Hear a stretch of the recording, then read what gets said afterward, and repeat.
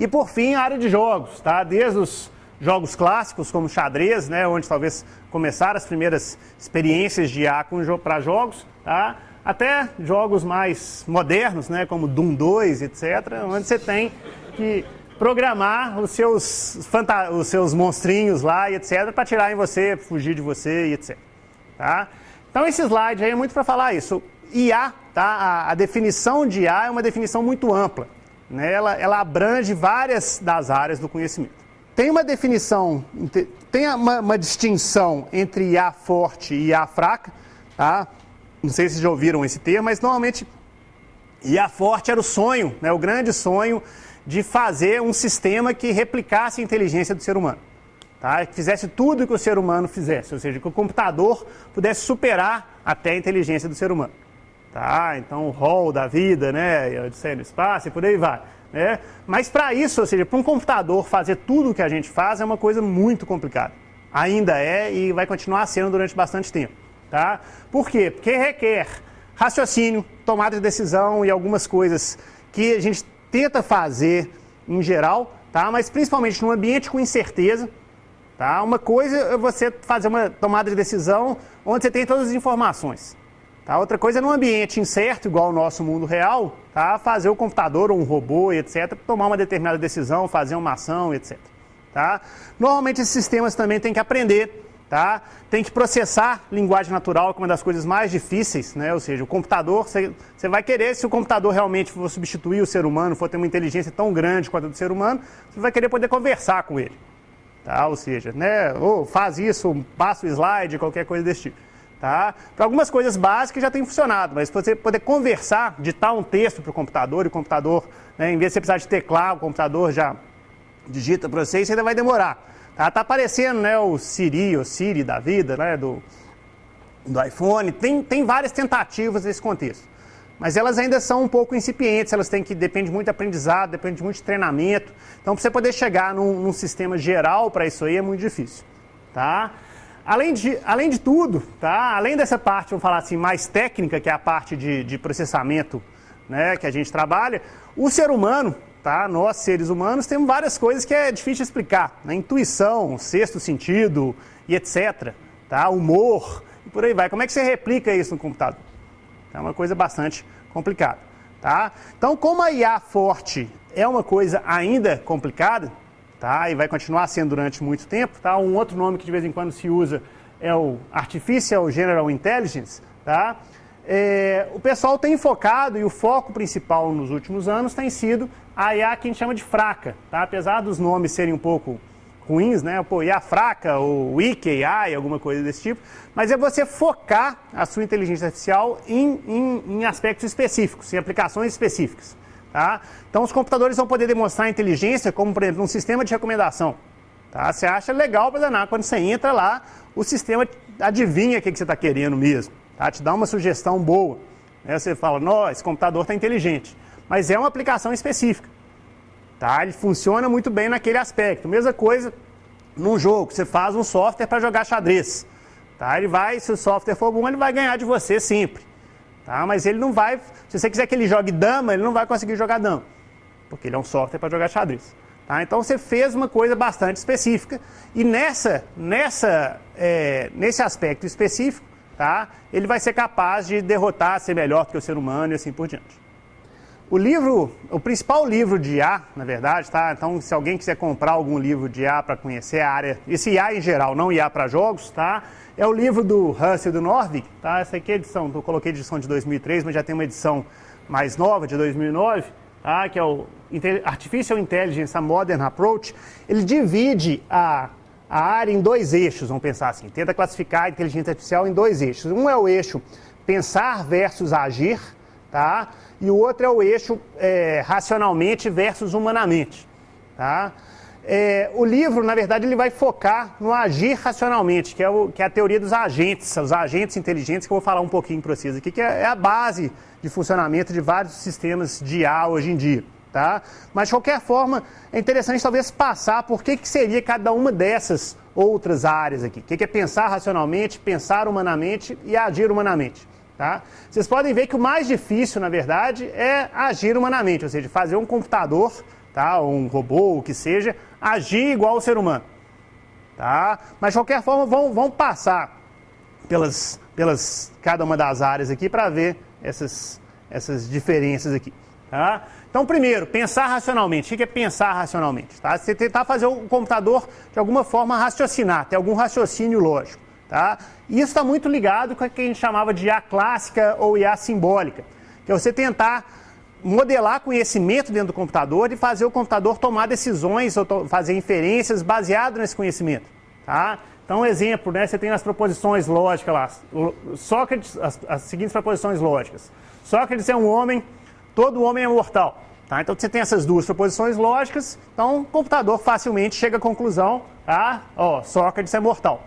Então, isso é muito fácil, tem linguagens próprias, Prolog, Lisp, você consegue implementar esse tipo de coisa, o computador faz uma inferência e chega a alguma conclusão. Tá? E em princípio, tá? Qualquer problema descrito através de lógica, se você quiser pegar qualquer problema, modela ele através de lógica, o computador consegue tirar conclusões a partir dali, fazer inferências, etc. Tá? A grande dificuldade que vem, né, na IA clássica ou IA simbólica, que fez ela, vamos falar assim, acabar caindo para um nicho mais específico, é que é muito difícil você modelar qualquer conhecimento em lógica. Tá? Você modelar uma expressão matemática com lógica, isso tudo é mais tranquilo. Mas se você quiser, por exemplo, um carro autônomo, tá? Você quer fazer um carro andar sozinho na rua, como é que você modela que de repente vai aparecer um pedestre na sua frente? Tá? Difícil, que depois da chuva vai estar cheio de buraco. Ou seja, o mundo real é muito difícil de você modelar através de lógica.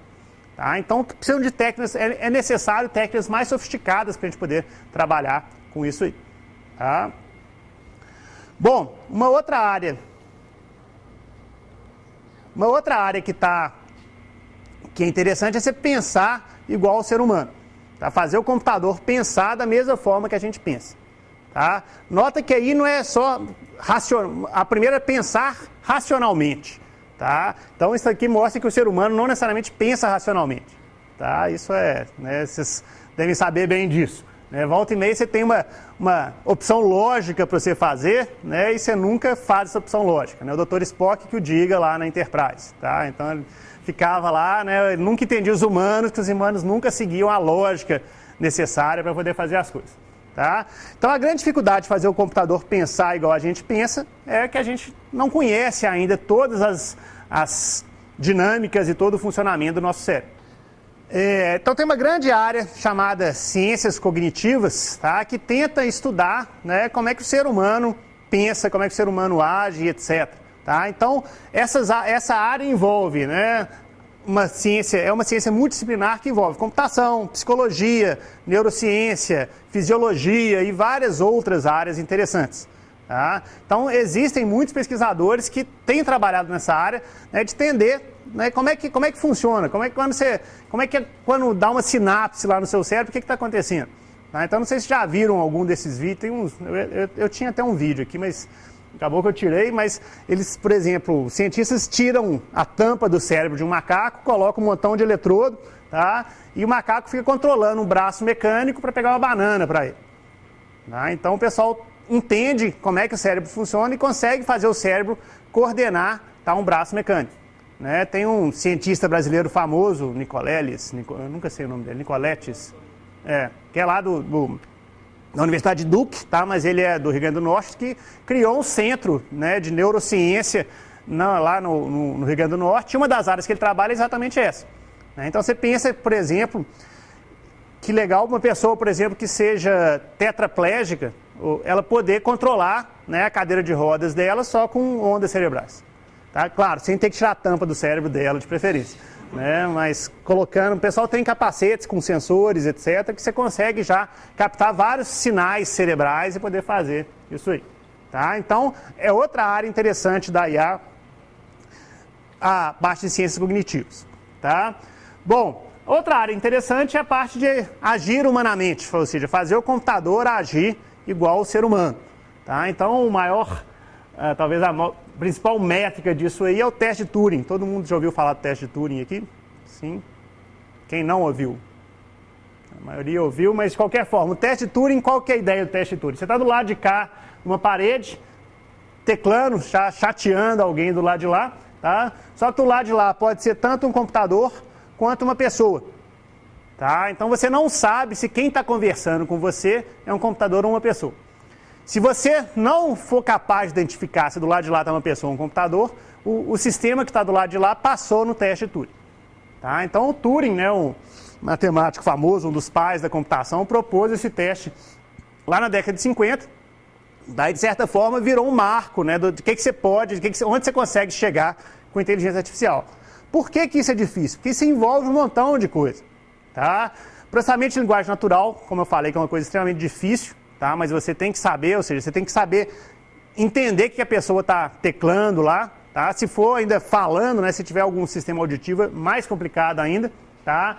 Você tem que ter forma de representar o conhecimento, tá? De como é que você pega o conhecimento que você tem, organizar isso para poder gerar respostas para a pessoa lá. Tá? Você tem que ser capaz de raciocinar, de aprender e principalmente de ser capaz de errar.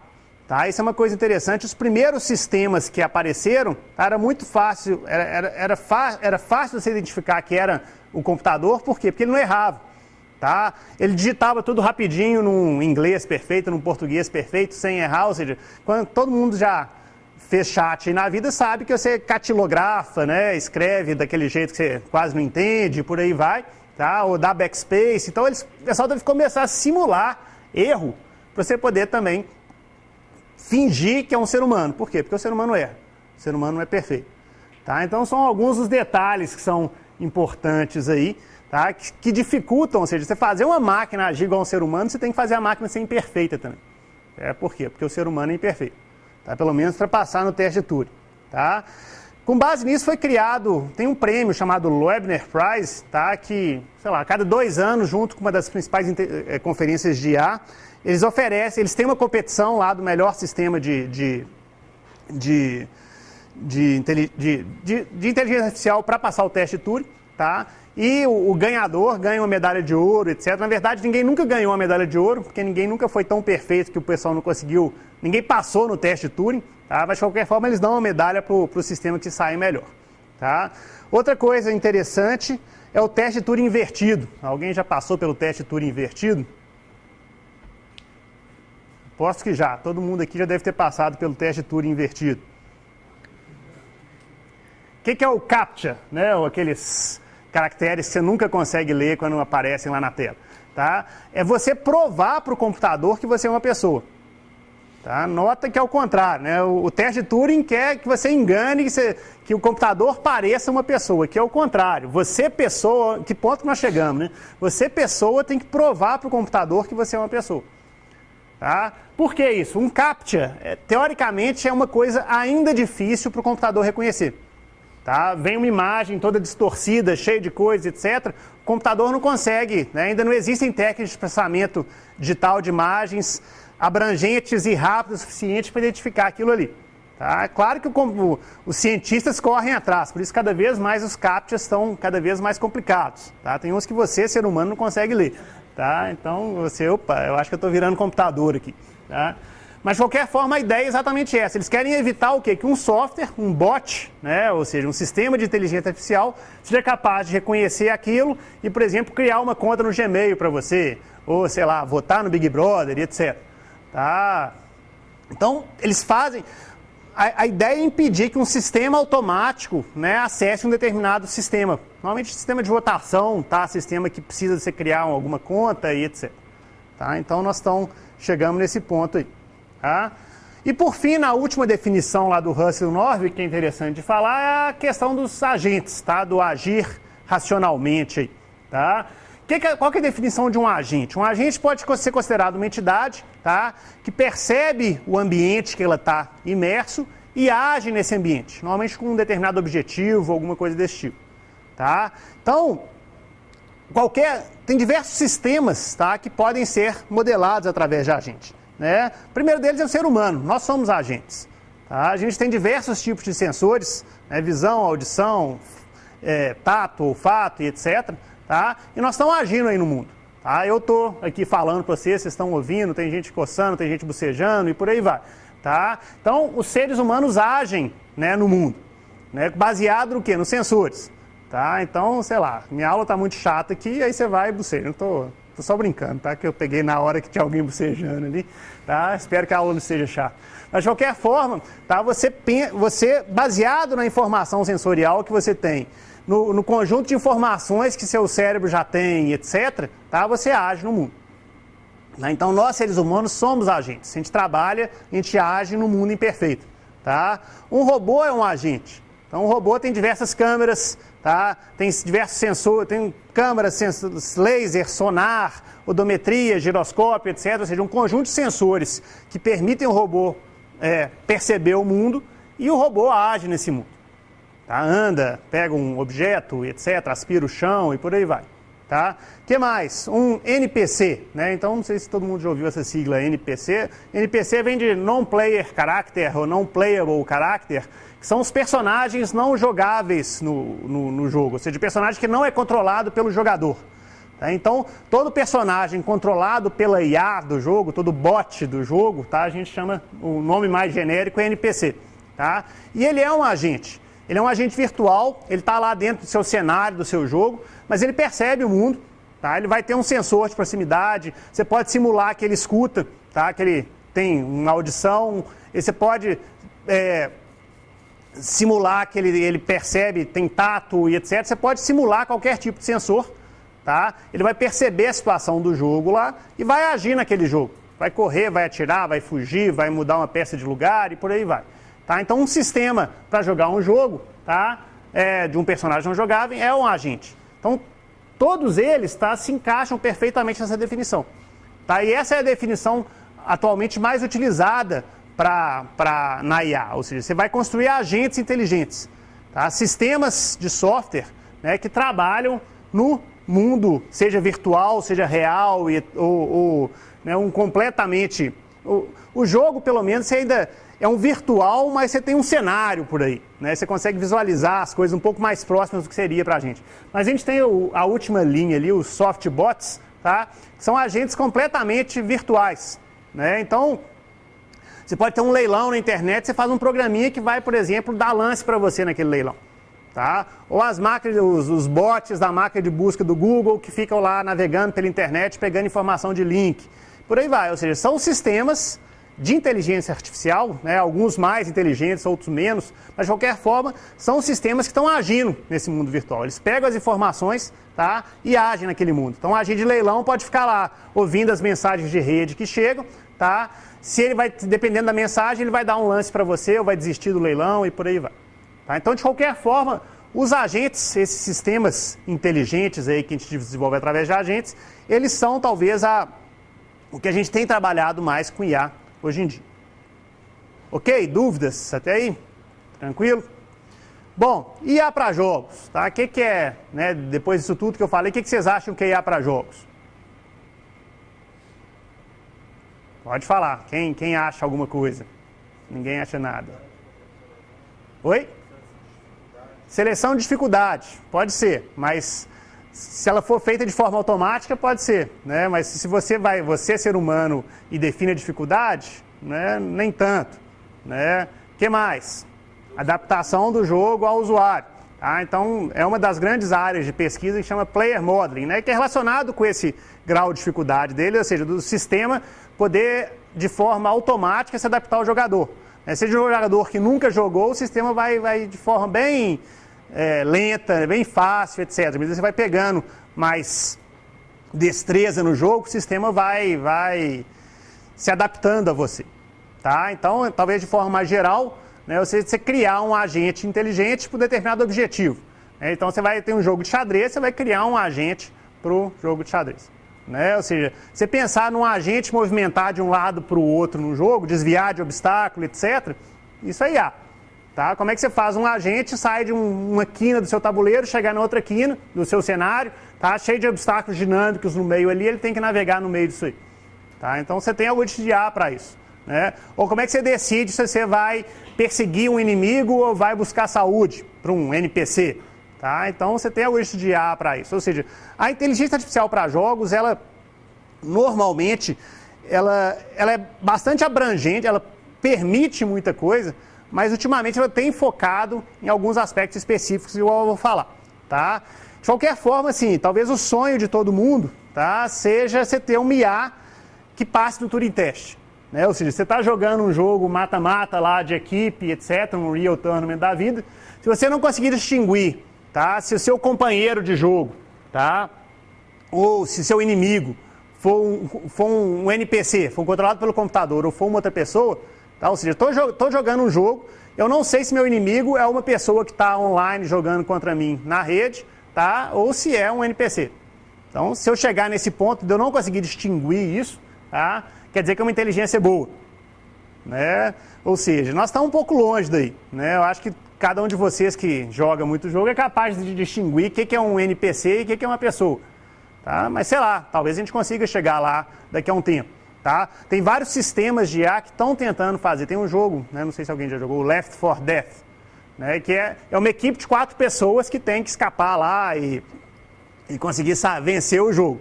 Tá? O ideal é que você jogue você mais 3 amigos, tá? Cada um controlando um personagem. Mas se de repente você quiser jogar o jogo sozinho, tá? Os outros 3 personagens vão ser controlados pelo computador. Tá? E eles vão ter que fazer uma inteligência artificial de tal forma que fique para você tão divertido, ou pelo menos assim, se divirta tanto quanto se tivesse outras pessoas jogando com você. Tá? Claro que ainda não fica, né? Mas o sonho seria que ficasse. Tá? Então, ainda não chegamos nesse nível que os puristas querem. Tá?